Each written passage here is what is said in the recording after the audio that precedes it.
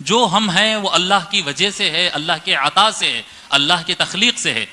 اور ایک بندے کی ذمہ داری ہے وما خلقت الجن والانس الا لیعبدون، کہ جنات اور انسانوں کو میں نے پیدا ہی کیا ہے تاکہ وہ میری عبادت کریں. اللہ فرماتا ہے کہ میں میری عبادت کرنے کے لیے ہی تو یہ کائنات کو پیدا فرمایا ہے. تو ہر مسلمان، ہر وہ شخص جو اب لا الہ الا اللہ پڑھتا ہے، اس کی خواہش ہوتی ہے کہ وہ اللہ کی عبادت کرے اور اللہ کو راضی کرے. اب ہم کو کیا پتا ہے، ہم کو کہاں سے پتا چلا کہ اللہ ایک ہے یا اللہ دو ہے یا اللہ چار ہے، اللہ 1000 ہے؟ ہم کو کیا معلوم؟ خالق کتنے ہیں ہم کو کیسے پتا؟ خالق کیا چاہتا ہے، ہم کو پیدا کرنے والا ہم سے کیا چاہتا ہے، یہ ہم کو کیسے پتا ہو سکتا ہے؟ تو یہ پتہ بتانے والی ذات صرف ایک ذات ہے، جن کو آپ اور ہم سب کہتے ہیں سیدنا محمد الرسول اللہ صلی اللہ علیہ وآلہ وسلم. آقا نامدار صلی اللہ علیہ وآلہ وسلم کی زبان مبارک ہی تو ہے جو ہر غیب ہم کو بتا رہی ہے کہ اللہ ایک ہے، اللہ کے علاوہ کوئی اور خدا نہیں ہے.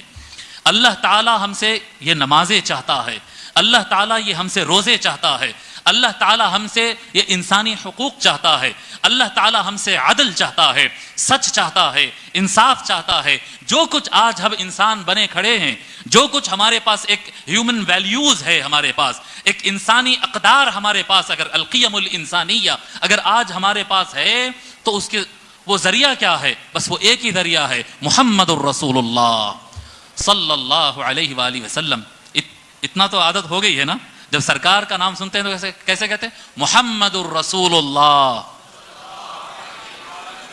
الحمدللہ یہ اعتکاف کی تربیت ہے الحمدللہ کہ سرکار کا جب مکمل نام سنتے ہیں تو پھر آواز سے درود شریف، اس سے درود شریف بھی محفل میں چلتے رہتی ہے.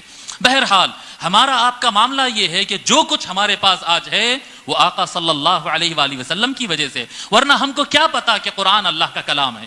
ہم کو تو کچھ نہیں پتا ہے. ہم کو نہیں پتا ہے کہ اللہ تعالیٰ ہم سے کیسے خوش ہوتا ہے. جو ہم کو پتا چلا ہے، جو ہمارا یعنی جو کچھ ہماری ہدایت ہے، جو کچھ ہمارا ایمان ہے، وہ آقا صلی اللہ علیہ وآلہ وسلم کے بتانے سے ہے. افسوس ہوتا ہے ان کم عقل لوگوں پر جو کہتے ہیں کہ سرکار کو یہ غیب نہیں معلوم ہے. تصور کریں نا کتنا عجیب ہے، کتنے ان کے دماغوں پر مٹی پڑی ہوئی ہے کہ معاملہ یہ ہے کہ ہمارا اللہ پر جو ایمان ہے وہ غیب ہے. اللہ غیب ہے، ہم اللہ کو دیکھے نہیں، ہم اللہ کو سنے نہیں، ہم اللہ کو جانتے نہیں براہ راست. جو کچھ اللہ پر ہمارا ایمان ہے وہ زبان مصطفیٰ سے سن کر ہے، جو سرکار نے فرمایا وہی ہمارا ایمان ہے. جی قرآن اللہ کا کلام ہے بھئی، یہ بھی کتاب ہے، وہ بھی کتاب ہے، 50 ہزاروں لاکھوں کروڑوں کتاب زمین پر رکھے ہوئے، لیکن ایک کتاب کو آپ اٹھاتے ہیں اور کہتے ہیں یہ قرآن کریم ہے، یہ کلام اللہ ہے، یہ اللہ کا کلام ہے. کیسے کہہ رہے ہیں؟ کس نے بتایا؟ آپ کیا اللہ تعالیٰ سے ملے تھے کیا؟ آپ کو لیٹر آیا تھا کیا؟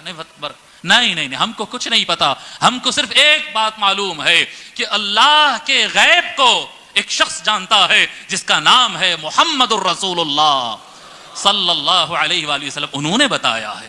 ہماری نمازیں، ہمارے روزے، ہمارا حج، ہماری زکوٰۃ، ہمارا فرشتوں پر ایمان، ہمارا آخرت پر ایمان، رسولوں پر ایمان. ارے جتنے انبیاء گزرے ہیں اگر ہم ان سب کو نبی اور رسول مانتے ہیں تو سرکار صلی اللہ علیہ وآلہ وسلم کے بتانے سے جو انسانی اقدار، جو انصاف ہم کو عطا کیا گیا ہے، جو تربیت، جی جو اجتماعی تربیت ہوئی ہے، سیاسی تربیت ہوئی ہے، معاشی تربیت ہوئی ہے، مذہبی تربیت ہوئی ہے، جو کچھ ہم کو ملا ہے وہ آقا صلی اللہ علیہ وآلہ وسلم سے ملا ہے، جو انہوں نے اللہ سے لے کر ہم کو سکھایا ہے، ہم کو بتایا ہے. پھر بھی عجب بات ہے کہ لوگ کو سمجھ میں نہیں آتا، کہتے ہیں کہ سرکار کو ہی غیب نہیں معلوم.